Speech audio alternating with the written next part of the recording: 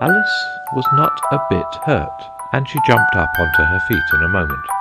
She looked up, but it was all dark overhead. Before her was another long passage, and the White Rabbit was still in sight, hurrying down it. There was not a moment to be lost. Away went Alice like the wind, and was just in time to hear it say as it turned a corner, "Oh, my ears and whiskers! How late it's getting!" She was close behind it when she turned the corner, but the rabbit was no longer to be seen. She found herself in a long, low hall, which was lit up by a row of lamps hanging from the roof. There were doors all round the hall, but they were all locked, and when Alice had been all the way down one side and up the other, trying every door, she walked sadly down the middle, wondering how she was ever to get out again. Suddenly she came upon a little three-legged table, all made of solid glass. There was nothing on it except a tiny golden key, and Alice's first thought was that it might belong to one of the doors of the hall. But, alas, either the locks were too large or the key was too small. But at any rate it would not open any of them. However, on the second time round, she came upon a low curtain she had not noticed before, and behind it was a little door about 15 inches high. She tried the little golden key in the lock, and to her great delight it fitted. Alice opened the door, and found that it led into a small passage, not much larger than a rat hole. She knelt down and looked along the passage into the loveliest garden you ever saw.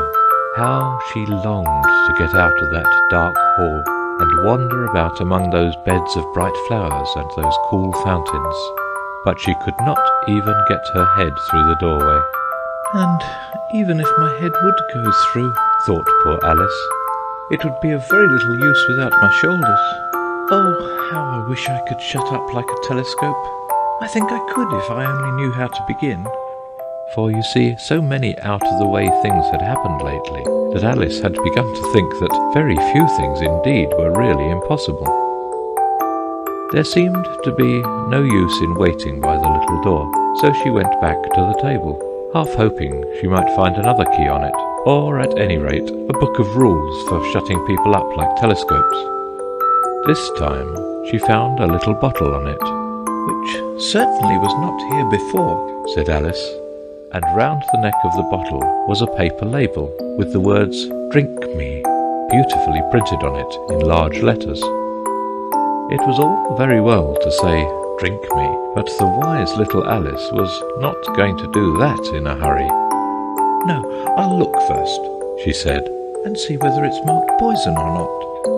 For she had read several nice little histories about children who had got burnt and eaten up by wild beasts and other unpleasant things, all because they would not remember the simple rules their friends had taught them, such as that a red-hot poker will burn you if you hold it too long, and that if you cut your finger very deeply with a knife, it usually bleeds. And she had never forgotten that if you drink much from a bottle marked poison, it is almost certain to disagree with you, sooner or later. However, this bottle was not marked poison, so Alice ventured to taste it, and finding it very nice, it had in fact a sort of mixed flavour of cherry tart, custard, pineapple, roast turkey, toffee, and hot buttered toast. She very soon finished it off. "What a curious feeling," said Alice. "I must be shutting up like a telescope." And so it was indeed. She was now only 10 inches high, and her face brightened up at the thought that she was now the right size for going through the little door into that lovely garden.